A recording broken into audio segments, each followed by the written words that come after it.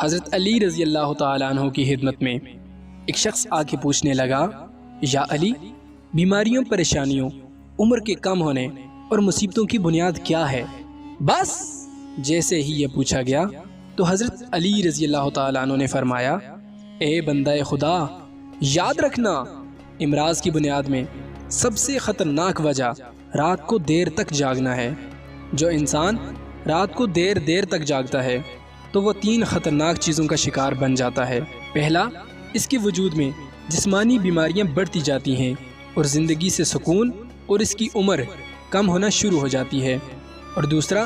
اس کا دماغ دن بدن کم ہونا شروع ہو جاتا ہے اور اللہ کی طرف سے اس پہ الہام ہونا ختم ہو جاتا ہے، اور جو طاقت رات کی نیند کرنے کی وجہ سے دماغ کو بخشی ہے وہ اس سے محروم ہو جاتا ہے، اور تیسرا، جو رات کو دیر تک جاگتا ہے